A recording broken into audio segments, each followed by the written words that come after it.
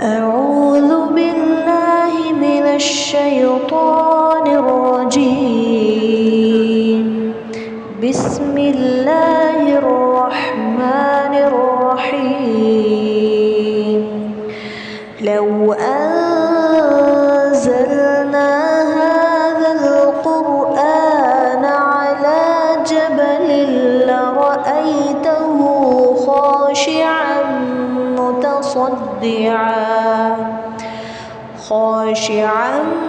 متصدعا من خشية الله.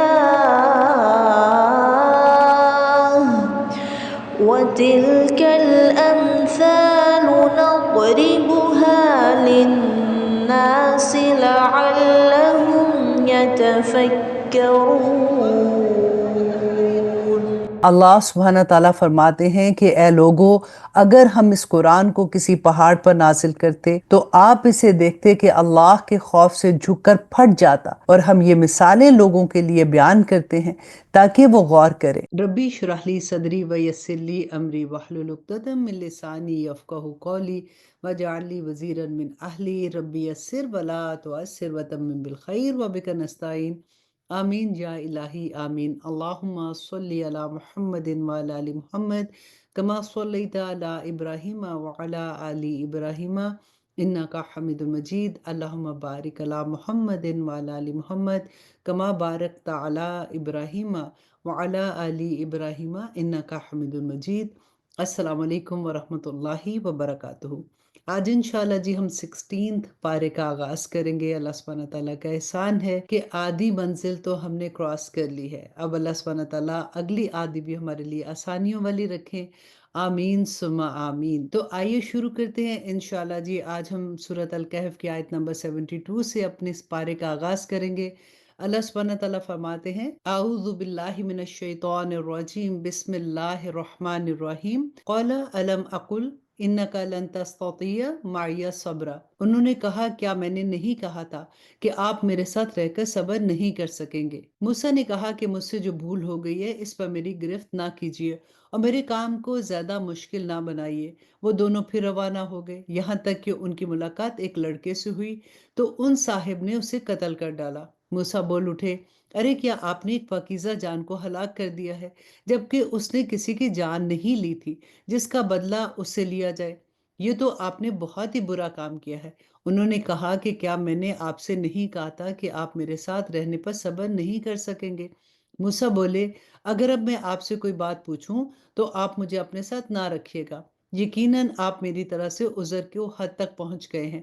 چنانچہ وہ دونوں پھر روانہ ہو گئے، یہاں تک کہ جب ایک بستی والوں کے پاس پہنچے تو اس کے باشندوں سے کھانا مانگا تو ان لوگوں نے ان کی مہمانی کرنے سے انکار کر دیا۔ پھر انہیں وہاں ایک دیوار ملی جو گرا ہی چاہتی تھی، ان صاحب نے اسے کھڑا کر دیا۔ موسیٰ نے کہا کہ اگر آپ چاہتے تو اس کام پر ان سے اجرت لے لیتے۔ آیہ نمبر 78، انہوں نے کہا کہ لیجئے، میرے اور آپ کے درمیان جدائی کا وقت آ گیا ہے۔ اب میں آپ کو ان باتوں کا مقصد بتائے دیتا ہوں جس پر آپ سے صبر نہیں ہو سکا۔ جہاں تک کشتی کا تعلق ہے، وہ کچھ غریب آدمیوں کی تھی جو دریا پر مزدوری کیا کرتے تھے۔ میں نے چاہا کہ اس میں کوئی عیب پیدا کر دوں، کیونکہ اس کے آگے ایک بادشاہ تھا جو ہر اچھی کشتی کو زبردستی چھین لیا کرتا تھا، اور لڑکے کا معاملہ یہ تھا کہ اس کے ماں باپ مومن تھے، اور ہمیں اس بات کا اندیشہ تھا کہ یہ لڑکا ان دونوں کو سرکشی اور کفر میں نہ پھنسا دے۔ غور کیجئے گا اس آیت پہ، دیکھیے کہ ماں باپ جو تھے وہ نیک تھے، تو اس کی وجہ سے اللہ سبحانہ تعالیٰ ان کو تکلیف نہیں دینا چاہتے تھے۔ اب تیسری بات یہ کہ چنانچہ ہم نے چاہا کہ اس کا پروردگار انہیں اس لڑکے کے بدلے ایسی اولاد دے جو پاکیزگی میں بھی اس سے بہتر ہو اور اس نے سلوک میں بھی ان سے بہتر ہو۔ رہی یہ دیوار، تو وہ اس شہر میں رہنے والے 2 یتیم لڑکوں کی تھی، اور اس کے نیچے ان کا خزانہ دبا ہوا تھا، اور ان دونوں کا باپ ایک نیک آدمی تھا۔ یہاں پہ پھر غور کیجئے کہ باپ نیک آدمی تھا، اس لیے اللہ سبحانہ تعالیٰ ان کی مدد کرنا چاہ رہے تھے، حالانکہ باپ زندہ نہیں ہے، اور اس کے مرنے کے بعد بھی اللہ سبحانہ تعالیٰ اس کی اولاد کو کیسے اس کا اجر دے رہے ہیں۔ اس سے پتہ چلتا ہے کہ ماں باپ کی دعائیں، ماں باپ کے نیک عمل بچوں کے کیسے کام آتے ہیں، الحمدللہ۔ اور اس لیے آپ کے پروردگار نے یہ چاہا کہ یہ دونوں لڑکے اپنی جوانی کی عمر کو پہنچے اور اپنا خزانہ نکال لے۔ یہ سب کچھ آپ کے رب کی رحمت کی بنا پر ہوا، اور میں نے کوئی کام اپنی رائے سے نہیں کیا تھا۔ یہ تھا مقصد ان باتوں کا جن پر آپ سے صبر نہیں ہو سکا۔ اور آیت نمبر 83، اور یہ لوگ تم سے ذوالقرنین کے بارے میں پوچھتے ہیں، کہہ دو کہ میں اس کا کچھ حال تمہیں پڑھ کر سناتا ہوں۔ واقعہ یہ ہے کہ ہم نے اس کو زمین میں اقتدار بخشا تھا اور انہیں ہر کام کے وسائل عطا کیے تھے، جس کے نتیجے میں وہ ایک راستے کے پیچھے چل پڑے، یہاں تک کہ جب سورج کے ڈوبنے کی جگہ پہنچی تو انہیں دکھائی دیا کہ وہ ایک دلدل جیسے سیاہ چشمے میں ڈوب رہا ہے، اور وہاں انہیں ایک قوم ملی۔ ہم نے ان سے کہا کہ اے ذوالقرنین، تمہارے پاس دو راستے ہیں، یا تو ان لوگوں کو سزا دو یا پھر ان کے معاملے میں اچھا رویہ اختیار کرو۔ انہوں نے کہا، ان میں سے جو کوئی ظلم کا راستہ اختیار کرے گا اسے تو ہم سزا دیں گے، پھر اسے اپنے رب کے پاس پہنچا دیا جائے گا اور وہ اسے سخت سزا دے گا۔ البتہ جو کوئی ایمان لائے گا اور نیک عمل کرے گا تو بدلے کے طور پر اچھے انجام کا مستحق ہوگا، اور ہم بھی اس کو اپنا حکم دیتے وقت آسانی کی بات کہیں گے۔ اس کے بعد وہ ایک اور راستے کے پیچھے چل پڑے تو انہیں ان پہاڑوں سے پہلے کچھ لوگ ملے جن کے بارے میں ایسا لگتا تھا کہ وہ کوئی بات نہیں سمجھتے۔ اے ذوالقرنین، یاجوج اور ماجوج اس زمین میں فساد پھیلانے والے لوگ ہیں، تو کیا ہم آپ کو کچھ مال کی پیشکش کر سکتے ہیں جس کے بدلے آپ ہمارے اور ان کے درمیان ایک دیوار بنا دیں؟ آیا نمبر 95، ذوالقرنین نے کہا کہ اللہ نے مجھے جو اقتدار عطا فرمایا ہے وہی میرے لیے بہتر ہے، لہٰذا تم لوگ ہاتھ پاؤں کی طاقت سے میری مدد کرو تو میں تمہارے اور ان کے درمیان ایک مضبوط دیوار بنا دوں گا۔ مجھے لوہے کی چادریں لا دو۔ یہاں تک کہ جب انہوں نے درمیانی خلا کو پاٹ کر دونوں پہاڑی سروں کو ایک دوسرے سے ملا دیا تو کہا کہ اب آگ بہکاؤ۔ یہاں تک کہ جب اس دیوار کو لال انگارہ کر دیا تو کہا کہ پگھلا ہوا تانبا لاؤ، اب میں اس پر اونڈیلوں گا۔ چنانچہ وہ دیوار ایسی بن گئی کہ یاجوج ماجوج نہ اس پر چڑھنے کی طاقت رکھتے تھے اور نہ ہی اس میں کوئی سوراخ بنا سکتے تھے۔ اور آیت نمبر 98، ذوالقرنین نے کہا، یہ میرے رب کی رحمت ہے کہ اس نے ایسی دیوار بنانے کی توفیق دی، پھر میرے رب نے جس وقت کا وعدہ کیا ہے جب وہ وقت آئے گا تو وہ اس دیوار کو ڈھا کر زمین کے برابر کر دے گا، اور میرا رب اپنے وعدے کا بالکل سچا ہے۔ اور آیت نمبر 99، اور اس دن ہم ان کی یہ حالت کر دیں گے کہ وہ موجوں کی طرح ایک دوسرے سے ٹکرا رہے ہوں گے، اور سور پھونکا جائے گا تو ہم سب کو ایک جگہ جمع کر لیں گے، اور اس دن ہم دوزخ کو ان کافروں کے سامنے کھلی آنکھوں لے کر آئیں گے جن کی آنکھوں پر دنیا میں میری نصیحت کی طرح سے پردہ پڑا ہوا تھا اور جو سننے کی صلاحیت نہیں رکھتے تھے۔ جن لوگوں نے کفر اپنا لیا ہے، کیا وہ پھر بھی یہ سمجھتے ہیں کہ مجھے چھوڑ کر میرے ہی بندوں کو اپنا رکھوالا بنا لیں گے؟ یقین رکھو کہ ہم نے ایسے کافروں کے مہمانی کے لیے دوزخ تیار کر رکھی ہے۔ کہہ دو کہ کیا ہم تمہیں بتائیں کہ کون لوگ ہیں جو اپنے اعمال میں سب سے زیادہ ناکام ہیں؟ یہ وہ لوگ ہیں کہ دنیاوی زندگی میں ان کی ساری دوڑ دھوپ سیدھے راستوں سے بھٹکتی رہی اور وہ سمجھتے رہے کہ وہ اچھا کام کر رہے ہیں۔ اور آیت نمبر 105، یہ وہی لوگ ہیں جنہوں نے اپنے مالک کی آیتوں کا اور اس کے سامنے پیش ہونے کا انکار کیا، اس لیے ان کا سارا کیا دھرا غارت ہو گیا۔ چنانچہ قیامت کے دن ہم ان کا کوئی وزن شمار نہیں کریں گے۔ یہ ہے جہنم کی شکل میں ان کی سزا، کیونکہ انہوں نے کفر کی روش اختیار کی تھی اور میری آیتیں اور میرے پیغمبروں کا مذاق اڑایا تھا۔ دوسری طرف جو لوگ ایمان لائے ہیں، انہیں جنہوں نے نیک عمل کیے ہیں، ان کی مہمانی کے لیے بے شک فردوس کے باغ ہوں گے جن میں وہ ہمیشہ رہیں گے، اور وہ وہاں سے کہیں اور جانے والے نہیں ہوں گے اور نہ ہی وہ چاہیں گے۔ اے پیغمبر، لوگوں سے کہہ دو کہ اگر میرے رب کی باتیں لکھنے کے لیے سمندر روشنائی بن جائے اور میرے رب کی باتیں ختم نہیں ہوں گی اور اس سے پہلے سمندر ختم ہو چکا ہوگا، چاہے اس سمندر کی کمی پوری کرنے کے لیے ہم ویسا ہی ایک اور سمندر کیوں نہ لے آئے۔ اب اس سورت کی آخری آیا کہ کہہ دو کہ میں تو تمہیں جیسا ایک انسان ہوں، البتہ مجھ پر یہ وحی آتی ہے کہ تم سب کا خدا بس ایک ہی خدا ہے، لہٰذا جس کسی کو اپنے مالک سے جا ملنے کی امید ہوگی اسے چاہیے کہ وہ نیک عمل کرے اور اپنے مالک کی عبادت میں کسی اور کو شریک نہ ٹھہرائے۔ الحمدللہ، یہاں پہ ہماری سورت الکہف ختم ہوتی ہے اور اب ہم شروع کرتے ہیں سورت مریم۔ تھوڑا سا تعارف دیکھ لیتے ہیں۔ اس سورت کا بنیادی مقصد حضرت عیسیٰ علیہ السلام اور ان کی والدہ مریم علیہ السلام کے بارے میں صحیح عقائد کی وضاحت اور ان کے بارے میں عیسائیوں کی تردید ہے۔ اگرچہ مکہ مکرمہ میں جہاں یہ سورت نازل ہوئی عیسائیوں کی کوئی خاص آبادی نہیں تھی، لیکن مکہ مکرمہ کے بت پرست کبھی کبھی رسول اللہ صلی اللہ علیہ وسلم کے دعوی نبوت کی تردید کے لیے عیسائیوں سے مدد لیا کرتے تھے، اس کے علاوہ بہت سے صحابہ کفار مکہ کے مظالم سے تنگ آ کر حبشہ کی طرف ہجرت کر رہے تھے، جہاں عیسائی مذہب ہی کی حکمرانی تھی۔ اس لیے ضروری تھا کہ مسلمان حضرت عیسیٰ اور حضرت مریم علیہ السلام، حضرت زکریا اور حضرت یحییٰ علیہ السلام کی صحیح حقیقت سے واقف ہوتے۔ چنانچہ اس صورت میں ان حضرات کے واقعات اسی سیاق و سباق سے بیان ہوئے ہیں، اور چونکہ یہ واضح کرنا تھا کہ حضرت عیسیٰ علیہ السلام خدا کے بیٹے نہیں ہیں جیسا کہ عیسائیوں کا عقیدہ تھا، بلکہ وہ انبیاء کرام ہی کے مقدس سلسلے کی ایک کڑی ہیں۔ اس لیے بعض دوسرے انبیاء کرام علیہم السلام کا بھی مختصر تذکرہ اس صورت میں آیا ہے، لیکن حضرت عیسیٰ علیہ السلام کی معجزانہ ولادت اور اس وقت حضرت مریم علیہ السلام کی کیفیات سب سے زیادہ تفصیل کے ساتھ اسی صورت میں بیان ہوئی ہیں۔ اس لیے سورت کا نام سورت مریم رکھا ہے۔ اعوذ باللہ من الشیطان الرجیم، بسم اللہ الرحمن الرحیم، کاف ہا یا عین صاد، یہ حروف مقطعات ہیں۔ یہ سورت مکی سورہ ہے اور اس میں 98 آیتیں ہیں اور 6 رکوع ہیں۔ شروع اللہ کے نام سے جو بڑا مہربان و نہایت رحم کرنے والا ہے۔ یہ تذکرہ ہے اس رحمت کا جو تمہارے پروردگار نے اپنے بندے زکریا پر کی تھی۔ یہ اس وقت کی بات ہے جب انہوں نے اپنے پروردگار کو آہستہ آہستہ آواز سے پکارا تھا۔ انہوں نے کہا تھا کہ میرے پروردگار، میری ہڈیاں تک کمزور پڑ گئی ہیں اور سر بڑھاپے کی سفیدی سے بھڑک اٹھا ہے، اور میرے پروردگار، میں آپ سے دعا مانگ کر کبھی نامراد نہیں ہوا، اور مجھے اپنے بعد اپنے چچا زاد بھائیوں کا اندیشہ لگا ہوا ہے، اور میری بیوی بھی بانجھ ہے، لہٰذا آپ خاص اپنے پاس سے مجھے ایک ایسا وارث عطا کر دیجئے جو میرا بھی وارث ہو اور یعقوب علیہ السلام کی اولاد کا بھی وارث پائے، اور یا رب اسے ایسا بنائیے جو خود آپ کا پسندیدہ ہو۔ آواز آئی کہ اے زکریا، ہم تمہیں ایک ایسے لڑکے کی خوشخبری دیتے ہیں جس کا نام یحییٰ ہوگا۔ اس سے پہلے ہم نے اس کے نام کا کوئی اور شخص پیدا نہیں کیا۔ زکریا علیہ السلام نے کہا کہ میرے پروردگار، میرے ہاں لڑکا کس طرح پیدا ہوگا جبکہ میری بیوی تو بانجھ ہے اور میں بڑھاپے سے اس حال میں پہنچ گیا ہوں کہ میرا جسم سوکھ گیا ہے۔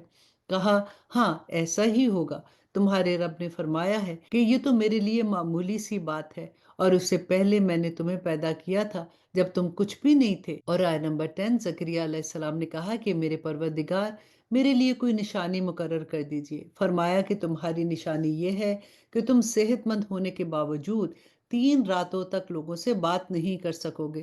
چنانچہ وہ عبادت گاہ سے نکل کر اپنی قوم کے سامنے آئے اور ان کو اشارے سے ہدایت دی کہ تم لوگ صبح اور شام اللہ کی تسبیح کیا کرو۔ پھر جب یحییٰ پیدا ہو کر بڑے ہو گئے تو ہم نے ان سے فرمایا کہ اے یحییٰ، کتاب کو مضبوطی سے تھام لو، اور ہم نے بچپن ہی میں ان کو دانائی بھی عطا کی تھی، اور خاص اپنے پاس سے نرم دلی اور پاکیزگی بھی۔ وہ بڑے پرہیزگار تھے اور اپنے والدین کے خدمت گزار بھی تھے، نہ وہ سرکش تھے نہ نافرمان تھے، اور اللہ سبحانہ تعالیٰ کی طرف سے سلام ہے ان پر، اس دن بھی جس روز وہ پیدا ہوئے، اور اس دن بھی جس روز انہیں موت آئے گی، اور اس دن بھی جس روز انہیں زندہ کر کے دوبارہ اٹھایا جائے گا۔ اور آیت نمبر 16، اور اس کتاب میں مریم کا بھی تذکرہ کرو، اس وقت کا تذکرہ جب وہ اپنے گھر والوں سے علیحدہ ہو کر اس جگہ چلی گئی جو مشرق کی طرف واقع تھا۔ پھر انہوں نے ان لوگوں کے اور اپنے درمیان ایک پردہ ڈال لیا۔ اس موقع پر ہم نے ان کے پاس اپنی روح یعنی فرشتے کو بھیجا جو اس کے سامنے ایک مکمل انسان کی شکل میں ظاہر ہوا۔ مریم نے کہا، میں تم سے خدا رحمان کی پناہ مانگتی ہوں، اگر تمہیں خدا کا خوف ہے تو یہاں سے ہٹ جاؤ۔ فرشتے نے کہا، میں تو تمہارے رب کا بھیجا ہوا فرشتہ ہوں، اور اس لیے آیا ہوں تاکہ تمہیں ایک پاکیزہ لڑکا دوں۔ مریم علیہ السلام نے کہا کہ میرا لڑکا کیسے ہوگا جبکہ مجھے کسی بشر نے چھوا تک نہیں، اور نہ ہی میں کوئی بدکار عورت ہوں۔ فرشتے نے کہا کہ ایسا ہی ہوگا، تمہارے رب نے فرمایا ہے کہ یہ میرے لیے ایک معمولی بات ہے، اور ہم یہ کام اس لیے کریں گے تاکہ اس لڑکے کو لوگوں کے لیے اپنی قدرت کی ایک نشانی بنائے اور اپنی طرف سے رحمت کا مظاہرہ کرے، اور یہ بات پوری طرح طے ہو چکی ہے۔ آیت نمبر 22، پھر ہوا یہ کہ مریم کو اس بچے کا حمل ٹھہر گیا، اور جب ولادت کا وقت قریب آیا تو وہ اس کو لے کر لوگوں سے الگ ایک دور مقام پر چلی گئی۔ پھر زچگی کے درد نے انہیں ایک کھجور کے درخت کے پاس پہنچا دیا۔ وہ کہنے لگی، کاش کہ میں اس سے پہلے ہی مر جاتی اور مر کر بھولی بسری ہو جاتی۔ پھر فرشتے نے ان کے نیچے ایک جگہ سے انہیں آواز دی کہ غم نہ کر، तुम्हारे रब ने तुम्हारे नीचे एक चश्मा पैदा कर दिया है और खजूर के तने को अपनी तरफ हलाओ, इसमें पक्की खजूरें तुम पर झड़ेंगी। आया नंबर 26, अब खाओ और पियो और आंखें ठंडी रखो, और अगर लोगों में से किसी को आता देखो तो इशारे से कह देना कि आज मैंने खुदाए रहमान के लिए एक रोजे की मन्नत मांगी है, इसलिए मैं किसी भी इंसान से बात नहीं करूंगी। फिर वो इस बच्चे को उठाए हुए अपनी कौम के पास आई और वो कहने लगे कि मरियम, तुमने तो बड़ा गजब ढाया है। ए हारून की बहन, ना तो तुम्हारा बाप कोई बुरा आदमी था और ना ही तुम्हारी माँ कोई बदकार औरत थी। आया नंबर 29, इस पर मरियम ने इस बच्चे की तरफ इशारा किया। लोगों ने कहा, भला हम इससे कैसे बात करें जो अभी पालने में पड़ा हुआ बच्चा है। इस पर बच्चा बोल उठा कि मैं अल्लाह का बंदा हूँ, उसने मुझे किताब दी है और नबी बनाया है, और जहां भी मैं रहूं मुझे बाबरकत बनाया है, और जब तक जिंदा रहूं मुझे नमाज और ज़कात का हुक्म दिया है, और मुझे मेरी अपनी वालिदा का फरमाबरदार बनाया है, और मुझे सरकश और संगदिल नहीं बनाया। और अल्लाह सुब्हानहू तआला की तरफ से सलामती है मुझ पर उस दिन भी जब मैं पैदा हुआ, और उस दिन भी जिस दिन मैं मरूंगा, और उस दिन भी जब मुझे दोबारा जिंदा करके उठाया जाएगा। ये है ईसा बिन मरियम। इनकी हकीकत के बारे में सच्ची बात यह है जिसमें लोग झगड़ा कर रहे हैं। और आया नंबर 35, अल्लाह की ये शान नहीं है कि वो कोई बेटा बनाए, उसकी जात पाक है। जब वो किसी बात का फैसला कर लेता है तो बस उससे कहता है कि हो जा, चुनाचे वो हो जाती है। और ए पैगंबर, लोगों से कह दो कि यकीनन अल्लाह मेरा भी परवरदिगार है और तुम्हारा भी परवरदिगार है, इसलिए उसकी इबादत करो, यही सीधा रास्ता है। फिर भी उनमें से मुख्तलिफ गुरोहों ने इख्तलाफ डाल दिया है। चुनाचे जिस दिन ये एक जबरदस्त दिन का मुशाहिदा करेंगे, उस दिन उनकी बड़ी तबाही होगी जिन्होंने कुफर का इर्तकाब किया है। जिस रोज ये हमारे पास आएंगे उस दिन ये कितने सुनने वाले और देखने वाले बन जाएंगे, लेकिन ये जालिम आज खुली गुमराही में पड़े हुए हैं। और ए पैगंबर, उनको इस पछतावे के दिन से डराइए जब हर बात का आखिरी फैसला हो जाएगा, जबकि ये लोग उस वक्त गफलत में होंगे और ईमान नहीं ला रहे। यकीन जानो कि जमीन और इस पे सारे रहने वालों के वारिस हम ही हैं, और हमारी ही तरफ सबको लौट कर आना है। और आय नंबर 41, और इस किताब में इब्राहिम का भी तस्करा करो, बेशक वो सच्चाई के खूगर नबी थे। याद करो जब उन्होंने अपने बाप से कहा था कि अब्बाजान, आप ऐसी चीजों की क्यों इबादत करते हैं जो ना तो सुनती हैं ना देखती हैं और ना आपका कोई काम कर सकती हैं। अब्बाजान, मेरे पास एक ऐसा इल्म आया है जो आपके पास नहीं आया। मेरे लिए मेरी बात मान लीजिए, मैं आपको सीधा रास्ता बता दूंगा। अब्बाजान, शैतान की इबादत ना कीजिए, यकीन जानिए कि शैतान खुदाए रहमान का नाफरमान है। अब्बाजान, मुझे अंदेशा है कि खुदाए रहमान की तरफ से आपको कोई अजाब ना आ पकड़े जिसके नतीजे में आप शैतान के साथ ही बनकर रह जाए। इनके बाप ने कहा, इब्राहिम, क्या तुम मेरे खुदाओं से बेजार हो? याद रखो, अगर तुम बास ना आए तो मैं तुम पर पत्थर बरसाऊंगा, और अब तुम हमेशा के लिए मुझसे दूर हो जाओ। और आय नंबर 47, इब्राहिम ने कहा कि मैं आपको रुखसत का सलाम करता हूँ, मैं अपने परवरदिगार से आपकी बख्शिश की दुआ करूंगा, बेशक वो मुझ पर बड़ा मेहरबान है। और मैं आप लोगों से भी अलग होता हूँ, और अल्लाह को छोड़कर आप लोग जिन जिन की इबादत करते हो उनसे भी, और मैं अपने परवरदिगार को पुकारता रहूंगा। मुझे पूरी उम्मीद है कि अपने परवरदिगार को पुकार कर मैं नामुराद नहीं रहूंगा। चुनाचे जब वो उनसे और उन बुतों से अलग हो गए जिन्हें वो अल्लाह के बजाय पुकारा करते थे, तो हमने इन्हें इसहाक और यकूब जैसी औलाद बख्शी, और उनमें से हर एक को नबी बनाया, और उनको अपनी रहमत से नवाजा, और उन्हें ऊंचे दर्जे की नेकनामी अता की। और आय नंबर 51, और इस किताब में मूसा का भी तस्करा करो, बेशक वो अल्लाह के चुने हुए बंदे थे और रसूल और नबी थे, और हमने उन्हें कोहे तूर के दाईं जानब से पुकारा और उन्हें अपना राजदार बनाकर अपना कुर्ब अता किया, और हमने उनके भाई हारून को नबी बनाकर अपनी रहमत से उन्हें एक मददगार अता किया। और इस किताब में इस्माइल का भी तस्करा करो, बेशक वो वादे के सच्चे थे और रसूल और नबी थे, और वो अपने घर वालों को भी नमाज और ज़कात का हुक्म दिया करते थे और अपने परवरदिगार के नज़दीक पसंदीदा थे। और इस किताब में अदरीस का भी तस्करा करो, बेशक वो सच्चाई का खूगर नबी थे। और आय नंबर 57, और हमने उन्हें बुलंदी देकर एक बुलंद मकाम तक पहुंचा दिया था। आदम की औलाद में से ये वो नबी हैं जिन पर अल्लाह ने इनाम फरमाया, और उनमें से कुछ उन लोगों की औलाद में से हैं जिनको हमने नूह के साथ कश्ती में सवार किया था, और कुछ इब्राहिम और इस्माइल यकूब अलैहिस्सलाम की औलाद में से हैं। ये सब इन लोगों में से हैं जिनको हमने हदायत दी है और अपने दीन के लिए मुंतखब किया है, جب ان کے سامنے خدائے رحمان کی آیتوں کی تلاوت کی جاتی ہے تو یہ روتے ہوئے سجدے میں گر جاتے ہیں۔ پھر اس کے بعد ایسے لوگ ان کی جگہ آئے جنہوں نے نمازوں کو برباد کر دیا اور اپنی نفسانی خواہشات کے پیچھے چلے۔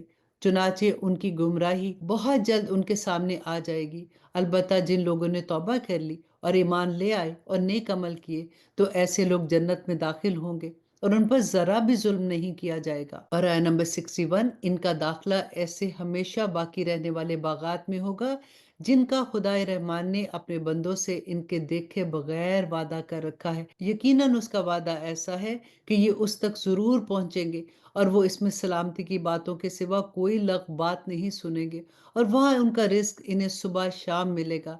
یہ ہے وہ جنت جس کا وارث ہم اپنے بندوں میں سے اس کو بنائیں گے جو متقی ہوں گے۔ اور فرشتے تم سے یہ کہتے ہیں کہ ہم آپ کے رب کے حکم کے بغیر اتر کر نہیں آتے۔ جو کچھ ہمارے آگے ہے اور جو کچھ ہمارے پیچھے ہے اور جو کچھ اس کے درمیان میں ہے وہ سب اسی کی ملکیت ہے، اور تمہارا رب ایسا نہیں جو بھول جایا کرے۔ وہ آسمانوں و زمینوں کا بھی مالک ہے اور جو مخلوق اس کے درمیان ہے ان کا بھی وہی مالک ہے، لہٰذا تم اس کی عبادت کرو اور اس کی عبادت پر جمے رہو۔ کیا تمہارے علم میں کوئی اور ہے جو اس جیسی صفات رکھتا ہو؟ اور آیت نمبر 66، اور کافر انسان یہ کہتا ہے کہ جب میں مر چکا ہوں گا تو کیا واقعی اس وقت مجھے زندہ کر کے نکالا جائے گا؟ کیا اس انسان کو یہ بات یاد نہیں آتی کہ ہم نے اسے شروع میں اس وقت پیدا کیا جب وہ کچھ بھی نہیں تھا؟ تو قسم ہے تمہارے پروردگار کی، ہم ان کو اور ان کے ساتھ سارے شیاطین کو ضرور اکٹھا کریں گے، پھر ان کو دوزخ کے گرد اس طرح لے کر آئیں گے کہ یہ سب گھٹنے کے بل گرے ہوں گے۔ پھر ان کے ہر گروہ میں سے ان لوگوں کو کھینچ نکالیں گے جو خدائے رحمان کے ساتھ سرکشی کرنے میں زیادہ سخت تھے۔ پھر یہ بات بھی ہم خوب جانتے ہیں کہ وہ کون لوگ ہیں جو سب سے پہلے اس دوزخ میں جھونکے جانے کے زیادہ مستحق ہیں۔ اللہ اکبر، ربنا لا تجعلنا منہم۔ اور آیت نمبر 71، اور تم میں سے کوئی نہیں ہے جس کا اس دوزخ پر گزر نہ ہو، اس بات کا تمہارے پروردگار نے حتمی طور پر ذمہ لے رکھا ہے۔ پھر جن لوگوں نے تقوی اختیار کیا ہے انہیں تو ہم نجات دیں گے، اور جو ظالم ہیں انہیں اس حال میں چھوڑ دیں گے کہ وہ اس دوزخ میں گھٹنوں کے بل گر پڑیں گے۔ یہاں پہ پلسرات کی بات ہو رہی ہے۔ اور جب ان کے سامنے ہماری کھلی کھلی آیتیں تلاوت کی جاتی تھی تو کافی لوگ مومنوں سے کہتے تھے کہ بتاؤ ہم دونوں فریقوں میں سے کس کا مقام زیادہ بہتر ہے اور کس کی مجلس زیادہ اچھی ہے، اور یہ نہیں دیکھتے کہ اس سے پہلے ہم کتنی نسلیں ہلاک کر چکے ہیں جو اپنے ساز و سامان اور ظاہری آن و بان میں ان سے کہیں بہتر تھے۔ اور آیت نمبر 75، کہہ دو جو لوگ گمراہی میں جا پڑے تو ان کے لیے مناسب یہی ہے کہ خدائے رحمان انہیں خوب ڈھیل دیتا رہتا ہے۔ اللہ اکبر، یہاں تک کہ جب یہ لوگ وہ چیز خود دیکھ لیں گے جن سے انہیں ڈرایا جا رہا ہے، چاہے وہ اس دنیا کا عذاب ہو یا قیامت، تو اس وقت انہیں پتہ چلے گا کہ بدترین مقام کس کا ہے اور لشکر کس کا زیادہ کمزور ہے۔ اور جن لوگوں نے سیدھا راستہ اختیار کر لیا ہے اللہ ان کو ہدایت میں اور ترقی دے گا، اور جو نیک عمل باقی رہنے والے ہیں ان کا بدلہ بھی تمہارے پروردگار کے ہاں بہتر ملے گا اور ان کا مجموعی انجام بھی بہتر ہوگا۔ بھلا تم نے اس شخص کو بھی دیکھا ہے جس نے ہماری آیتوں کو ماننے سے انکار کیا ہے اور یہ کہا ہے کہ مجھے مال اور اولاد آخرت میں بھی ضرور ملیں گے۔ آیت نمبر 78، کیا اس نے عالم غائب میں جھانک کر دیکھ لیا ہے یا اس نے خدائے رحمان سے کوئی عہد لے رکھا ہے؟ ہرگز نہیں۔ جو کچھ یہ کہہ رہا ہے ہم اسے بھی لکھ رہے ہیں اور اس کے عذاب میں اور اضافہ ہو رہا ہے، اور جس مال اور اولاد کا یہ حوالہ دے رہا ہے اس کے وارث ہم ہوں گے، اور یہ ہمارے پاس تنہا آئے گا۔ اور ان لوگوں نے اللہ کے سوا دوسرے معبود اس لیے بنا رکھے ہیں تاکہ وہ ان کی پشت پناہی کرے۔ یہ سب غلط باتیں ہیں، وہ تو ان کی عبادت سے ہی انکار کر دیں گے اور الٹے ان کے مخالف ہو جائیں گے۔ اور آیت نمبر 83، کہ اے پیغمبر کیا تمہیں یہ معلوم نہیں کہ ہم نے کافروں پر شیاطین چھوڑ رکھے ہیں جو انہیں برابر اکساتے رہتے ہیں، لہٰذا تم ان کے معاملے میں جلدی نہ کرو، ہم تو ان کے لیے گنتی گن رہے ہیں۔ اس دن کو نہ بھولو جس دن ہم سارے متقی لوگوں کو مہمان بنا کر خدائے رحمان کے پاس جمع کریں گے اور مجرموں کو پیاسے جانوروں کی طرح ہانک کر دوزخ کی طرف لے جائیں گے۔ لوگوں کو کسی کی سفارش کرنے کا اختیار بھی نہیں ہوگا سوائے ان لوگوں کے جنہوں نے خدائے رحمان سے کوئی اجازت حاصل کر لی ہو۔ اور یہ لوگ کہتے ہیں کہ خدائے رحمان کی کوئی اولاد ہے، تو ایسی بات کہنے والوں، حقیقت یہ ہے کہ تم نے بڑی سنگین حرکت کی ہے۔ کچھ بعید نہیں کہ اس کی وجہ سے آسمان پھٹ پڑے اور زمین شک ہو جائے اور پہاڑ ٹوٹ گرے کہ ان لوگوں نے خدائے رحمان کے لیے اولاد ہونے کا دعویٰ کیا ہے۔ حالانکہ خدائے رحمان کی یہ شان نہیں ہے کہ اس کی کوئی اولاد ہو۔ آسمانوں اور زمین میں جتنے لوگ ہیں، ان میں سے کوئی ایسا نہیں ہے جو خدائے رحمان کے حضور میں بندہ بن کر نہ آئے گا۔ اور آیہ نمبر 94 کہ یقین رکھو کہ اس نے سب کا احاطہ کر رکھا ہے اور انہیں خوب اچھی طرح گن رہا ہے، اور قیامت کے دن ان میں سے ایک ایک شخص اس کے پاس اکیلا اکیلا آئے گا۔ ہاں، بے شک جو لوگ ایمان لائے ہیں، انہوں نے نیک عمل کیے ہیں، خدائے رحمان ان کے لیے دلوں میں محبت پیدا کر دیں گے۔ چنانچہ اے پیغمبر، ہم نے اس قرآن کو تمہاری زبان میں آسان بنایا ہے تاکہ تم اس کے ذریعے متقی لوگوں کو خوشخبری دو اور اس کے ذریعے ان لوگوں کو ڈراؤ جو ضد کی وجہ سے جھگڑے پر آمادہ ہیں۔ اور آیہ نمبر 98 اس سورہ کی آخری آیہ ہے۔ اللہ سبحانہ تعالیٰ فرماتے کہ ان سے پہلے ہم کتنی ہی قوموں کو ہلاک کر چکے، کیا تمہیں ٹٹولنے سے بھی ان میں سے کسی کا پتہ ملتا ہے، یا ان میں سے کسی کی بھنک بھی تمہیں سنائی دیتی ہے؟ اللہ اکبر۔ یہاں پہ سورۃ مریم ختم ہوتی ہے۔ اب شروع کرتے ہیں سورۃ طٰہٰ۔ تھوڑا سا تعارف دیکھ لیتے ہیں کہ یہ سورہ مکہ مکرمہ کے بالکل ابتدائی دور میں نازل ہوئی تھی۔ مستند روایات سے ثابت ہے کہ حضرت عمر رضی اللہ عنہ اسی سورت کو سن کر اسلام لائے تھے۔ ان کی بہن فاطمہ اور ان کے بہنوئی جو تھے حضرت سعید بن زید رضی اللہ عنہ ان سے پہلے خفیہ طور پر اسلام لا چکے تھے، جس کا انہیں پتہ نہیں تھا۔ ایک روز وہ گھر سے رسول اللہ صلی اللہ علیہ وسلم کو قتل کرنے کے ارادے سے نکلے۔ راستے میں نعیم بن عبداللہ نامی ایک شخص انہیں ملا۔ انہوں نے حضرت عمر سے کہا کہ آپ پہلے اپنے گھر کی خبر لیں جہاں آپ کے بہن اور بہنوئی مسلمان ہو چکے ہیں۔ حضرت عمر غصے کے عالم میں واپس آئے اور بہن اور بہنوئی حضرت خباب بن ارت رضی اللہ عنہ سے سورۃ طٰہٰ پڑھ رہے تھے۔ حضرت عمر کو آتے دیکھ کر انہوں نے وہ صحیفے جس پر سورۃ طٰہٰ لکھی ہوئی تھی ان کو چھپا دیا، لیکن حضرت عمر نے پڑھنے کی آواز سن لی تھی۔ انہوں نے کہا کہ مجھے یہ پتا چلا ہے کہ تم مسلمان ہو چکے ہو، اور یہ کہہ کر اپنے بہنوئی اور اپنی بہن دونوں کو مارنے لگے۔ اس وقت ان دونوں نے کہا کہ آپ ہمیں کوئی بھی سزا دے، ہم مسلمان ہو چکے ہیں۔ اور حضرت محمد صلی اللہ علیہ وآلہ وسلم پر جو کلام اللہ سبحانہ تعالیٰ کی طرف سے نازل ہوا ہے وہ پڑھ رہے تھے۔ حضرت عمر نے کہا کہ اچھا مجھے بھی دکھاؤ کہ وہ کیسا کلام ہے۔ بہن نے ان سے غسل کروایا اور صحیفہ ان کو دکھایا جس پر سورۃ طٰہٰ لکھی ہوئی تھی۔ اسے پڑھ کر حضرت عمر رضی اللہ عنہ مبہوت رہ گئے اور انہیں یقین ہو گیا کہ یہ کسی انسان کا نہیں، اللہ کا کلام ہے۔ حضرت خباب رضی اللہ عنہ نے بھی انہیں اسلام لانے کی ترغیب دی اور بتایا کہ حضرت صلی اللہ علیہ وسلم نے یہ دعا فرمائی ہے کہ اے اللہ، ابو جہل یا عمر بن خطاب میں سے کسی ایک کو اسلام کی توفیق عطا کر دے تاکہ وہ اسلام کی قوت بن سکے۔ چنانچہ اسی وقت وہ رسول اللہ صلی اللہ علیہ وسلم کی خدمت میں حاضر ہوئے اور اسلام قبول کر لیا۔ جس زمانے میں یہ صورت نازل ہوئی وہ مسلمانوں کے لیے بڑی آزمائش اور تکلیفوں کا زمانہ تھا۔ کفار مکہ نے ان پر زندگی تنگ کر رکھی تھی، اس لیے اس صورت کا بنیادی مقصد ان کو تسلی دینا تھا کہ اس قسم کی آزمائشیں تو حق کے علمبرداروں کو ہر زمانے میں پیش آئی ہیں، لیکن آخری انجام انہی کے حق میں بہتر ہوگا۔ چنانچہ اسی سلسلے میں حضرت موسیٰ علیہ السلام کا واقعہ نہایت تفصیل کے ساتھ اس صورت میں بیان کیا گیا ہے، جس سے دونوں باتیں ثابت ہوتی ہیں، یہ بھی کہ ایمان والوں کو آزمائشوں سے گزرنا پڑتا ہے، اور یہ بھی کہ آخری فتح انہی کی ہوتی ہے۔ اس کے علاوہ یہ بھی ثابت کرنا مقصود ہے کہ تمام انبیاء کرام کی بنیادی دعوت ایک ہی ہوتی ہے کہ انسان خدائے واحد پر ایمان لائے اور اس کے ساتھ کسی کو شریک نہ بنائے۔ اعوذ باللہ من الشیطان الرجیم، بسم اللہ الرحمن الرحیم۔ طٰہٰ، یہ حروف مقطعات ہیں کہ ہم نے تم پر قرآن اس لیے نازل نہیں کیا کہ تم تکلیف اٹھاؤ، البتہ یہ اس شخص کے لیے ایک نصیحت ہے جو ڈرتا ہے، اور اسے اس ذات کی طرف سے تھوڑا تھوڑا کر کے نازل کیا جا رہا ہے جس نے زمین اور اونچے اونچے آسمان پیدا کیے ہیں۔ اور آیہ نمبر 5، اور وہ بڑی رحمت والے عرش پر استوا فرمائے ہوئے ہے۔ آسمان اور زمین میں جو کچھ ہے اور ان کے درمیان جو کچھ ہے وہ سب بھی اسی کی ملکیت ہے، اور زمین کی تہوں کے نیچے جو کچھ ہے وہ بھی۔ اگر تم کوئی بات بلند آواز سے کہو یا آہستہ تو وہ چپکے چپکے سے کہی ہوئی باتوں کو بھی بلکہ اور زیادہ چھپی ہوئی باتوں کو بھی جانتا ہے۔ اللہ وہ ہے جس کے سوا کوئی معبود نہیں ہے، اسی کے اچھے اچھے نام ہیں۔ اور اے پیغمبر، کیا تم تک موسیٰ کا واقعہ پہنچا ہے؟ یہ اس وقت کی بات ہے جب ان کو ایک آگ نظر آئی تو انہوں نے اپنے گھر والوں سے کہا کہ تم یہیں ٹھہرو، میں نے ایک آگ دیکھی ہے، شاید میں اس میں سے کوئی شعلہ تمہارے لیے لے آؤں یا اس آگ کے پاس مجھے راستے کا پتہ مل جائے۔ اور آیت نمبر 11، چنانچہ جب وہ آگ کے پاس پہنچے تو انہیں آواز دی گئی کہ اے موسیٰ، یقین جان لو کہ میں ہی تمہارا رب ہوں، اب تم اپنے جوتے اتار دو، تم اس وقت طویٰ کی مقدس وادی میں ہو اور میں نے تمہیں نبوت کے لیے منتخب کیا ہے، لہٰذا جو بات وحی کے ذریعے کہی جا رہی ہے اسے غور سے سنو۔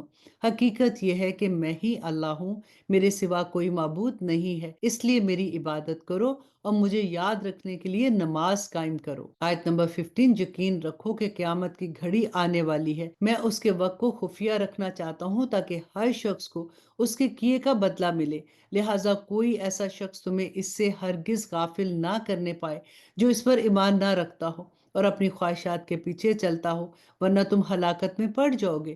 اور موسیٰ، یہ تمہارے دائیں ہاتھ میں کیا ہے؟ موسیٰ نے کہا کہ یہ میری لاٹھی ہے، میں اس کا سہارا لیتا ہوں اور اس سے اپنی بکریوں پر درخت سے پتے جھاڑتا ہوں اور اس سے میری دوسری ضروریات بھی پوری ہوتی ہے۔ فرمایا، موسیٰ، اسے نیچے پھینکو۔ چنانچہ انہوں نے اسے پھینک دیا، بس پھر کیا تھا کہ وہ اچانک ایک دوڑتا ہوا سام بن گئی۔ اللہ سبحانہ تعالیٰ نے فرمایا کہ اسے پکڑ لو اور ڈرو نہیں، ہم ابھی اسے اس کی پچھلی حالت میں لوٹا دیں گے، اور اپنے ہاتھ کو اپنے بغل میں دباؤ، وہ کسی بیماری کے بغیر سفید ہو کر نکلے گا، یہ تمہاری نبوت کی ایک اور نشانی ہوگی۔ اور آیت نمبر 23، یہ ہم اس لیے کر رہے ہیں تاکہ اپنی بڑی نشانیوں میں سے کچھ تمہیں دکھائے۔ اب فرعون کے پاس جاؤ، وہ سرکشی میں حد سے نکل گیا ہے۔ موسیٰ نے کہا کہ اے میرے پروردگار، میری خاطر میرا سینہ کھول دیجئے اور میرے لیے میرا کام آسان بنا دیجئے، اور میری زبان میں جو گرا ہے اسے بھی دور کر دیجئے تاکہ لوگ میری بات سمجھ سکیں، اور میرے لیے میرے خاندان ہی کے ایک فرد کو میرا مددگار مقرر کر دیجئے، یعنی ہارون کو جو میرا بھائی ہے، اور اس کے ذریعے میری طاقت مضبوط کر دیجئے اور ان کو میرا شریک کار بنا دیجئے تاکہ ہم کثرت سے آپ کی تسبیح کریں اور کثرت سے آپ کا ذکر کریں، بے شک آپ ہمیں اچھی طرح دیکھنے والے ہیں۔ اللہ سبحانہ تعالیٰ نے فرمایا کہ موسیٰ، تم نے جو کچھ مانگا ہے تمہیں دے دیا گیا۔ اور آیت نمبر 37، اور ہم نے تم پر ایک اور مرتبہ بھی احسان کیا تھا جب ہم نے تمہاری ماں سے وحی کے ذریعے یہ بات کہی تھی جو اب وحی کے ذریعے تمہیں بتائی جا رہی ہے کہ اس بچے کو صندوق میں رکھو، پھر اس صندوق کو دریا میں ڈال دو، پھر دریا کو چھوڑ دو کہ وہ اسے ساحل کے پاس لا کر ڈال دے، جس کے نتیجے میں ایک ایسا شخص اس بچے کو اٹھا لے گا جو میرا بھی دشمن ہوگا اور اس کا بھی دشمن ہوگا، اور میں نے اپنی طرف سے تم پر ایک انعام بھی نازل کر دیا، اور یہ سب اس لیے تھا تاکہ تم میری نگرانی میں پرورش پاؤ۔ اور آیت نمبر 40، اس وقت کا تصور کرو جب تمہاری بہن گھر سے چلتی ہے اور فرعون کے کارندوں سے یہ کہتی ہے کہ میں تمہیں اس عورت کا پتہ بتاؤں جو اس بچے کو پالے گی، اور اسی طرح ہم نے تمہیں تمہاری ماں کے پاس لوٹا دیا تاکہ اس کی آنکھوں کی ٹھنڈک رہے اور وہ غمگین نہ ہو، اور تم نے ایک شخص کو مار ڈالا تھا، پھر ہم نے تمہیں اس مشکل سے نجات دی اور تمہیں کئی آزمائشوں سے گزارا، پھر تم کئی سال مدین والوں میں رہے، اور اس کے بعد اے موسیٰ، تم ایک ایسے وقت پر یہاں آئے ہو جو پہلے سے مقدر تھا۔ آیت نمبر 41، اور میں نے تمہیں خاص اپنے لیے بنایا ہے، تم اور تمہارے بھائی دونوں میری نشانیاں لے کر جاؤ اور میرا ذکر کرنے میں سستی نہ کرنا، دونوں فرعون کے پاس جاؤ، وہ حد سے نکل چکا ہے، جا کر دونوں اس سے نرمی سے بات کرنا، شاید کہ وہ نصیحت قبول کرے یا اللہ سے ڈر جائے۔ دونوں نے کہا کہ ہمارے پروردگار، ہمیں اندیشہ ہے کہ کہیں وہ ہم پر زیادتی نہ کرے یا کہیں سرکشی پر آمادہ نہ ہو جائے۔ اللہ سبحانہ تعالیٰ نے فرمایا کہ ڈرو نہیں، میں تمہارے ساتھ ہوں، سن بھی رہا ہوں اور دیکھ بھی رہا ہوں۔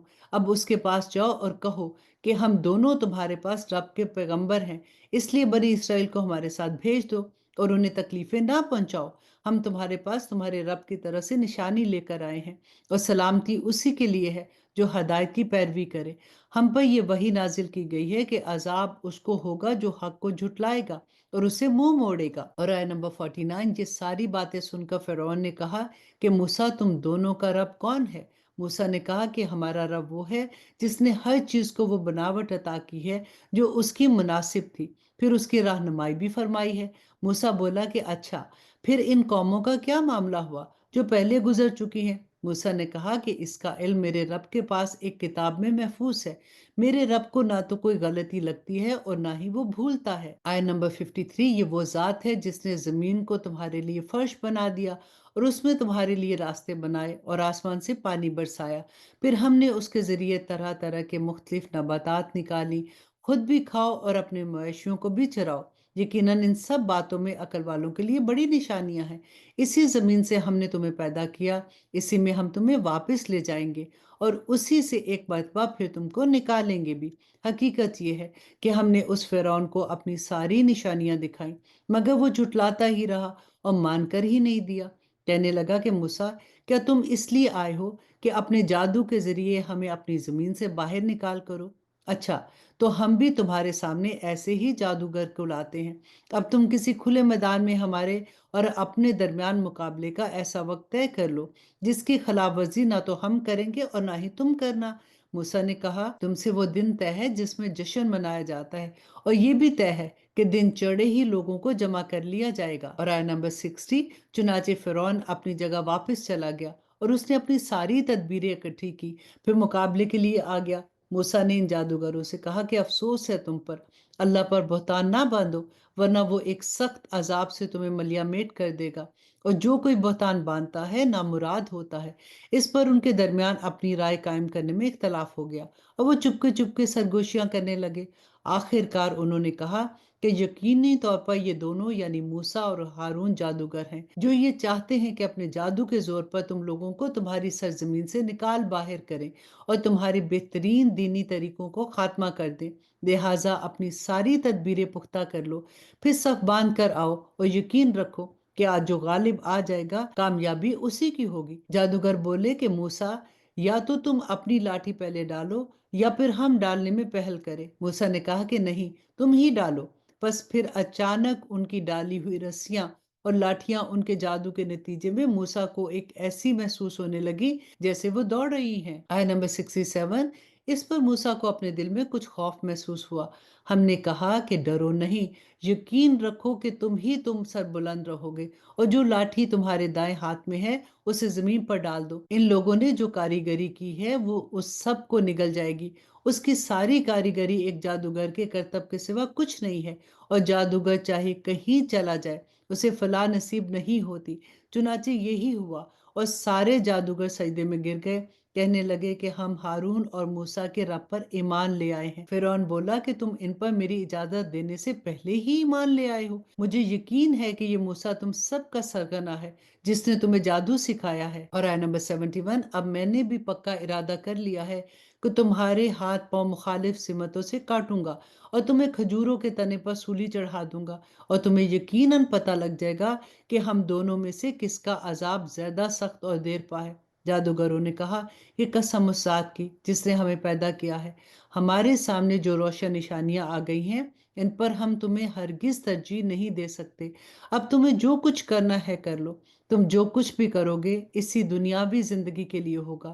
ہم تو اپنے رب پر ایمان لا چکے ہیں تاکہ وہ ہمارے گناہوں کو بخش دے، اور جادو کے اس کام کو بھی جس پر تم نے ہمیں مجبور کیا تھا، اور اللہ ہی سب سے اچھا اور ہمیشہ رہنے والا ہے۔ حقیقت یہ ہے کہ جو شخص اپنے پروردگار کے پاس مجرم بن کر آئے گا اس کے لیے جہنم ہے، جس میں وہ نہ مرے گا اور نہ ہی وہ جیے گا۔ اور آیت نمبر 75، اور جو شخص اس کے پاس مومن بن کر آئے گا جس نے نیک عمل بھی کیے ہوں گے تو ایسے ہی لوگوں کے لیے بلند درجات ہیں، وہ ہمیشہ رہنے والے باغات جن کے نیچے نہریں بہتی ہوں گی، جن میں وہ ہمیشہ ہمیشہ رہیں گے۔ یہ صلہ ہے اس کا جس نے پاکیزگی اختیار کی ہوگی۔ اور ہم نے موسیٰ پر وحی بھیجی کہ تم میرے بندوں کو لے کر راتوں رات روانہ ہو جاؤ، پھر ان کے لیے سمندر میں ایک خشک راستہ اس طرح نکال لینا کہ نہ تمہیں دشمن کے آ پکڑنے کا اندیشہ رہے اور نہ ہی کوئی خوف ہو۔ اور آیت نمبر 78، چنانچہ فرعون نے اپنے لشکروں سمیت ان کا پیچھا کیا تو سمندر کی جس خوفناک چیز نے انہیں ڈھانپا وہ انہیں ڈھانپ کر ہی رہی، اور فرعون نے اپنی قوم کو برے راستے پر لگایا اور انہیں صحیح راستہ نہیں دکھایا۔ اے بنی اسرائیل، ہم نے تمہیں تمہارے دشمن سے نجات دی اور تم کو کوہ طور کے دائیں جانب آنے کا وعدہ ٹھہرایا، اور تم پر मनोसल्वा नाजिल किया। जो पाकीज़ा रिस्क हमने तुम्हें अता किया उसमें से खाओ और उसमें सरकशी ना करो, जिसके नतीजे में तुम पर मेरा गजब नाजिल हो जाए। और जिस किसी पर मेरा गजब नाजिल हो जाता है वो तबाही में गिर कर रहता है। और ये भी हकीकत है कि जो शख्स तौबा कर ले और ईमान लाए और नेक अमल करे, फिर सीधे रास्ते पर कायम रहे, तो मैं उसके लिए बहुत बख्शिश करने वाला हूँ। और जब मूसा कोहे तूर पर अपने लोगों से पहले चले आए तो अल्लाह ने उनसे कहा कि मूसा, तुम अपनी कौम से पहले क्यों जल्दी आ गए हो। आया नंबर 84, उन्होंने कहा कि वो मेरे पीछे पीछे आया ही चाहते हैं, और परवरदिगार, मैं आपके पास इसलिए जल्दी आ गया हूँ ताकि आप खुश हो।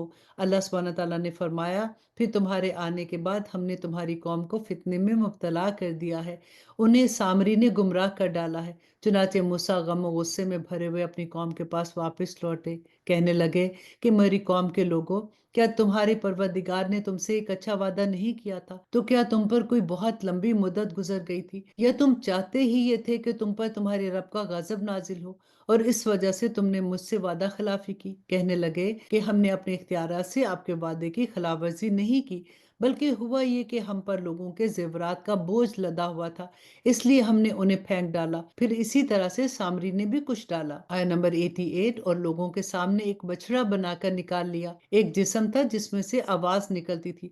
लोग कहने लगे कि ये तुम्हारा माबूद है और मूसा का भी माबूद है, मगर मूसा भूल गए हैं। भला क्या उन्हें ये नजर नहीं आ रहा था कि वो ना तो उनकी बात का जवाब देता है और ना ही उन्हें कोई नुकसान और नफा पहुंचा सकता है।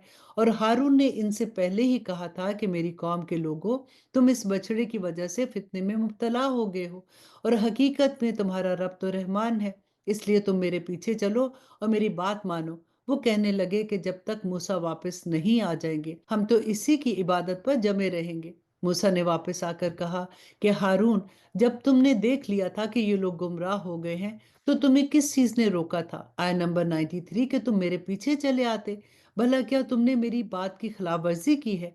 हारून ने कहा कि मेरे माँ के बेटे, मेरी दाढ़ी ना पकड़ो और ना ही मेरा सर। हकीकत में मुझे ये अंदेशा था कि तुम ये कहोगे कि तुमने बनी इसराइल में तफरका डाल दिया और मेरी बात का पास नहीं किया। मूसा ने कहा कि अच्छा, तो सामरी, तुझे क्या हुआ था? वो बोला, मैंने तो एक ऐसी चीज देख ली थी जो दूसरों को नजर नहीं आती, इसलिए मैंने रसूल के नक्शे कदम से एक मुट्ठी उठा ली और उसे बछड़े पर डाल दिया, और मेरे दिल ने मुझे कुछ ऐसा ही समझाया। और आया नंबर 97, मूसा ने कहा कि अच्छा, तो जा, अब जिंदगी भर तेरा काम ये होगा कि तू लोगों से ये कहेगा कि मुझे ना छूना, और इसके अलावा तेरे लिए एक वादे का वक्त मुकर्रर है जो तुझसे टाला नहीं जा सकेगा। और देख, अपने इस झूठे माबूद को जिस पर तू जमा बैठा था, हम इसे जला डालेंगे और फिर इसकी राख को चूरा चूरा करके समुद्र में बिखेर देंगे। हकीकत में तुम सबका माबूद तो बस एक ही अल्लाह है, जिसके सिवा कोई माबूद नहीं है। इसका इल्म हर चीज को अहाता किए हुए है। और आया नंबर 99, ए पैगंबर, माजी में जो हालात गुजर गए हैं उनमें से कुछ वाकयात हम इस तरह तुमको सुनाते हैं कि हमने तुम्हें खास अपने पास से एक नसीहतनामा अता किया है। जो लोग इससे मुंह मोड़े तो वो क़यामत के दिन बड़ा भारी बोझ ला देंगे और जिसके अजाब में वो हमेशा रहेंगे, और क़यामत के दिन उनके लिए ये बदतरीन बोझ होगा। जिस दिन सूर फूका जाएगा और उस दिन हम सारे मुजरमों को घेर कर इस तरह जमा करेंगे कि वो नीले पड़े होंगे, आपस में सरगोशियां कर रहे होंगे कि तुम कब्रों में या दुनिया में 10 दिन से ज्यादा नहीं ठहरे। जिस बारे में वो बातें करेंगे उसकी हकीकत हमें खूब मालूम है, जबकि उनमें से जिसका तरीका सबसे बेहतर होगा वो कहेगा कि तुम एक दिन से ज्यादा नहीं ठहरे। और आया नंबर 105, और लोग तुमसे पहाड़ों के बारे में पूछते हैं कि क़यामत में उनका क्या बनेगा। जवाब में कह दो कि मेरा परवरदिगार उनको धूल की तरह उड़ा देगा और जमीन को ऐसा हमवार चटियल मैदान बना देगा कि इसमें तुम्हें ना तो कोई बल नजर आएगा और ना कोई उभार नजर आएगा। उस दिन सब के सब मुनादी के पीछे इस तरह चले आएंगे कि उसके सामने कोई टेढ़पन नहीं दिखा सकेगा, और खुदाए रहमान के आगे तमाम आवाजें दब जाएंगी। चुनाचे तुम्हें पाँव की सरसराहट के सिवा कुछ सुनाई नहीं देगा। उस दिन किसी की सिफारिश काम नहीं आएगी सिवाय उस शख्स की सिफारिश के जिसे अल्लाह सुब्हानहू तआला ने खुद इजाजत दी होगी और जिसके बोलने पर वो राजी हो। वो लोगों की सारी अगली पिछली बातों को जानता है और वो इसका इल्म का अहाता नहीं कर सकते, और सारे के सारे चेहरे हय्युल कय्यूम के आगे झुके होंगे। और जो कोई जुल्म का बोझ लाद कर लाया होगा नामुराद होगा, और जिसने नेक अमल किए होंगे जबकि वो मोमिन भी होगा तो उसे ना तो कोई ज्यादती का अंदेशा होगा और ना ही उसकी कोई हक तलफी होगी। और हमने इस तरह ये वही एक अरबी कुरान की शक्ल में नाजिल की है और उसमें तंबीहात को तरह तरह से बयान किया है ताकि लोग परहेजगारी इख्तियार करें या ये कुरान उनमें कुछ समझ पैदा करे। आयत नंबर 114 ऐसी ही ऊंची शान है अल्लाह की जो सल्तनत का हकीकी मालिक है। और ए पैगंबर, जब कुरान वही के जरिए नाजिल हो रहा हो तो उसको मुकम्मल होने से पहले कुरान पढ़ने में जल्दी ना करो और ये दुआ करते रहा करो कि ए मेरे परवरदिगार मुझे इल्म में और तरक्की अता फरमा। और हमने इससे पहले आदम को एक बात की ताकीद की थी, फिर उससे भूल हो गई और हमने उनमें अज़म नहीं पाया। और आया नंबर 116 याद करो वो वक्त जब हमने फरिश्तों से कहा था कि आदम को सजदा करो, चुनाचे सबने सजदा किया अलबत्ता इब्लीस था जिसने इनकार किया। चुनाचे हमने कहा कि ए आदम, ये तुम्हारा और तुम्हारी बीवी का दुश्मन है, लिहाजा ऐसा ना हो कि ये तुम दोनों को जन्नत से निकलवा दे और तुम मुशक्कत में पड़ जाओ। यहाँ तो तुम्हें ये फायदा है कि ना तुम भूखे होगे और ना ही नंगे होगे, और ना यहाँ प्यासे रहोगे और ना ही धूप में तपोगे। फिर शैतान ने उसके दिल में वसवसा डाला और कहने लगा कि ए आदम, क्या मैं तुम्हें एक ऐसा दरख्त ना बताऊं जिससे हमेशा की जिंदगी और बादशाही हासिल हो जाती है जो कभी पुरानी नहीं पड़ेगी। आया नंबर 121 चुनाचे इन दोनों ने उस दरख्त में से कुछ खा लिया जिससे उन दोनों के शर्म के मुकामात एक दूसरे के सामने खुल गए और वो दोनों जन्नत के पत्तों को अपने ऊपर डालने लगे। और इस तरह आदम ने अपने रब का कहा टाला और भटक गए। फिर उनके रब ने उन्हें चुन लिया, चुनाचे उनकी तौबा कबूल फरमाई और उन्हें हदायत अता फरमाई। अल्लाह सुब्हानहू तआला ने फरमाया कि तुम दोनों के दोनों यहाँ से उतर जाओ, तुम एक दूसरे के दुश्मन हो गए हो। फिर अगर तुम्हें मेरी तरफ से कोई हदायत पहुंचे तो जो कोई मेरी हदायत की पैरवी करेगा ना तो वो गुमराह होगा और ना ही किसी मुश्किल में गिरफ्तार होगा, और जो मेरी नसीहत से मुंह मोड़ेगा तो उसको बड़ी तंग जिंदगी मिलेगी और क़यामत के दिन हम उसे अंधा करके उठाएंगे। देखिए इन आयात पे गौर कीजिएगा क्योंकि अल्लाह सुब्हानहू तआला ने आदम अलैहिस्सलाम को क्या फरमाया था जब वो दुनिया में आए थे। देखिए आदम अलैहिस्सलाम ने तो अल्लाह सुब्हानहू तआला को देखा था, आदम अलैहिस्सलाम ने जन्नत भी देखी थी। अल्लाह सुब्हानहू तआला फरमा सकते थे कि अच्छा तुम दुनिया में जाओ और अब नेक काम करोगे तो तुम्हें उसका अजर मिलेगा, गलत करोगे तो सजा मिलेगी। अल्लाह सुब्हानहू तआला ने ये नहीं फरमाया, बल्कि ये कहा कि हदायत अब मेरी तरफ से आएगी, जो वो हदायत मानेगा उस पर अमल करेगा वो जन्नत का हकदार बनेगा, और जो नहीं मानेगा उसको दोजख में जाना पड़ेगा। यही वो चीज़ है जो बार बार मैं क्लास में भी कहती हूँ कि देखिए हदायत हमें सिर्फ इस कुरान से मिलेगी। अगर हम कुरान को नहीं समझेंगे तो फिर हदायत तो वही होगी ना जो हमने इर्द गिर्द के माहौल से सीखी होगी या अपने घर में देखी होगी। अल्लाह सुब्हानहू तआला कुरान पाक में बार बार यही फरमाते हैं कि ये आसान है, इसको समझो, क्योंकि ये अल्लाह सुब्हानहू तआला का वो खत है जो पर्सनली हर बंदे का अलहदा अलहदा से है। अल्लाह सुब्हानहू तआला हमें तौफीक अता करे कि हम इसकी अहमियत को समझे और हम इस पे अमल करने वाले बन जाए। आमीन सुम्मा आमीन। आय नंबर 125 और वो कहेगा कि या रब तूने मुझे अंधा करके क्यों उठाया है, हालांकि मैं तो आंखों वाला था। अल्लाह सुब्हानहू तआला कहेंगे कि इसी तरह हमारी आयतें तेरे सामने आई थी मगर तूने उनको भुला दिया, और आज इसी तरह हम भी तुझे बुला देंगे। और जो शख्स हद से गुजर जाता है और अपने परवरदिगार की निशानियों पर ईमान नहीं लाता उसे हम इसी तरह सजा देते हैं, और आखिरत का अजाब वाकई सबसे ज्यादा सख्त और ज्यादा देर रहने वाला है। फिर क्या इन लोगों को इस बात ने भी कोई हदायत का सबक नहीं दिया कि उससे पहले कितनी नस्लें थी जिन्हें हमने हलाक कर दिया, जिनकी बस्तियों में ये लोग चलते फिरते हैं।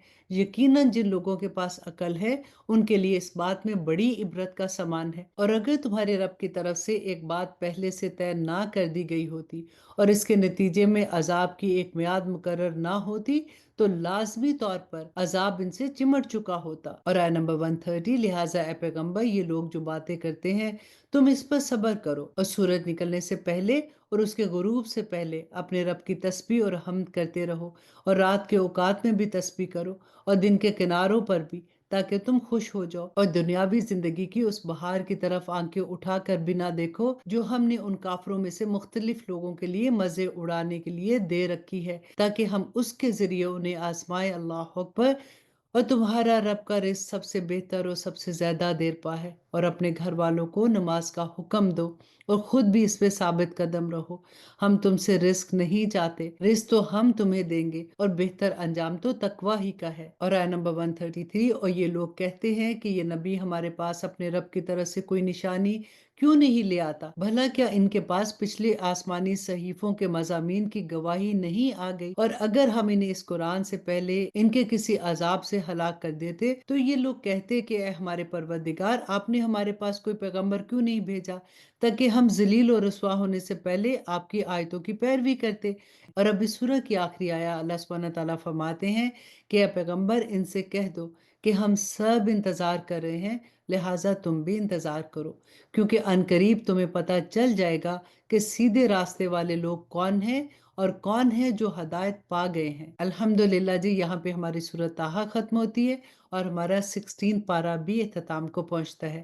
اب انشاءاللہ جی کل آپ سے ملاقات ہوگی، سورۃ انبیاء سٹارٹ کریں گے اور ہم اپنا 17 پارہ بھی سٹارٹ کریں گے انشاءاللہ۔ اللہ سبحانہ تعالیٰ سے دعا کرتے ہیں کہ اللہ سبحانہ تعالیٰ اتنے پیارے پیارے احکامات ہیں ہمارے لیے آسانیاں فرمانا، اور ہمیں بھی اور ہماری اولاد کو بھی اللہ سبحانہ تعالیٰ اس قرآن پہ عمل کرنے والا بنا دے۔ آمین ثم آمین۔ اجازت دیجیے، سبحان ربک رب العزت عما یصفون وسلام علی المرسلین والحمد للہ رب العالمین۔ السلام علیکم ورحمۃ اللہ وبرکاتہ۔ آپ لوگوں سے میں ریکویسٹ کروں گی کہ آپ ہمارے چینل اسلام ود عائشہ کو سبسکرائب کر لیں تاکہ آپ کو وقت پر پتہ چلے کہ کون سا کورس کب ہو رہا ہے، کیونکہ جب بعد میں آپ کا میسج آتا ہے تو ہمارا کورس آلریڈی سٹارٹ ہو چکا ہوتا ہے، پھر آپ کو 1 سال انتظار کرنا پڑتا ہے۔ اس لیے ہمارے چینل کو سبسکرائب کر لیجئے تاکہ آپ لوگوں کو وقت پر انفارمیشن مل جائے۔ السلام علیکم ورحمۃ اللہ وبرکاتہ۔